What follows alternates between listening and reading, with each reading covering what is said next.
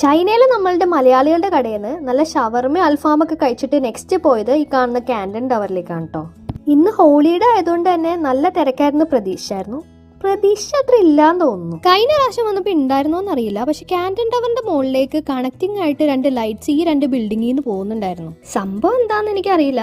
But മിന്നി വേറെയും കണക്ഷനിലായിട്ട് പോകുന്നുണ്ടായിരുന്നു. സെക്യൂരിറ്റി ചെക്ക് കഴിഞ്ഞിട്ട് അകത്ത് കയറി കഴിഞ്ഞാൽ ആ ഒരു നൈറ്റ് വ്യൂ ഒരു രക്ഷയില്ല. ആളുകളുടെ ഇടയിൽ തന്നെ ഫോട്ടോ എടുത്ത് തരാന്ന് പറഞ്ഞു. പിന്നെ ക്യാൻഡൻ ടവറിന്റെ തന്നെ മിന്നുന്ന സ്റ്റാച്ചു വിൽക്കാനും ആൾക്കാരുടെ ഇടക്ക് നിൽക്കുന്നുണ്ടായിരുന്നു കേട്ടോ. ഇടയ്ക്കിടയ്ക്ക് ഇതുപോലെ ബിൽഡിങ്ങുകളിൽ എന്തൊക്കെയോ വന്ന് പോണ കാണാം. എന്തെങ്കിലും പരസ്യമാണോന്ന് അറിയില്ല. പക്ഷെ ഈ ലവ് എന്നൊക്കെ പറഞ്ഞ് കുറെ ബിൽഡിങ്ങിൽ ഞാൻ കണ്ടിട്ടുണ്ട് കേട്ടോ. ഇവിടെ തന്നെ ബോട്ടിലും യാത്രയുണ്ട് കേട്ടോ.